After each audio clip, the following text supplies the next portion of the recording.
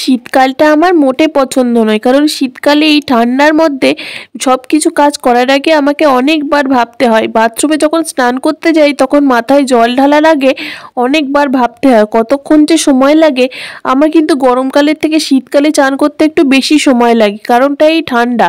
ঠান্ডা আমি মোটে সহ্য করতে পারি না। গরমকালে কষ্ট হয় ঠিকই, কিন্তু শীতকালের কষ্টর কাছে কিন্তু গরমকালের কষ্টটা কোনো ব্যাপারই না। গরমকালে তাও হাত পা কাছে হাওয়া করলে ঠিক হয়ে যায়, কিন্তু শীতকালের এই ঠান্ডা যে কীভাবে আমি কাটাবো সেটা আমি ভেবে পাই না। হ্যাঁ, তবে শীতকালটা আমার একমাত্র দুটো কারণে ভালো লাগে। এক হচ্ছে কমলা লেবু, দুই হচ্ছে বেগুন পোড়া। তার মধ্যে অবশ্যই বেগুন পোড়াটা সবার প্রথমে আসে। এই বেগুন পোড়াটা যখন লঙ্কা, পেঁয়াজ, নুন, তেল দিয়ে পুড়িয়ে মাখা হয় তখন কিন্তু যে গন্ধটা বেরোয় সেটা ভাবতে পারা যায় না। আর আমার তো এই খাবারটা ভীষণ ভীষণ প্রিয়।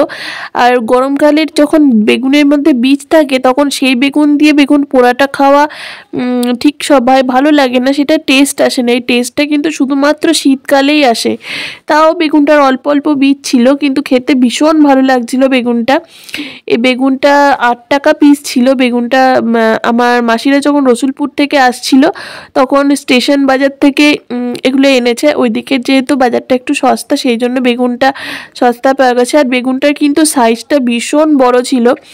লঙ্কা দিয়ে, পেঁয়াজ দিয়ে, কাঁচা লঙ্কা দিয়ে আর সর্ষের তেল দিয়ে মাখা হচ্ছিল। আমি যখন ভিডিওটা তোমাদের ভয়েস দিচ্ছি তখনই আমার তো ইচ্ছা করছিল যে খেয়ে নিই। তো আমরা কিন্তু ভাত খাওয়ার আগেও এটা অনেকটা খেয়েছি। আমি আর সৃজা মিলে অনেকটা টেস্ট করেছি। তো ভিডিওটা ভালো লাগলে সাবস্ক্রাইব করে দিও। বাই।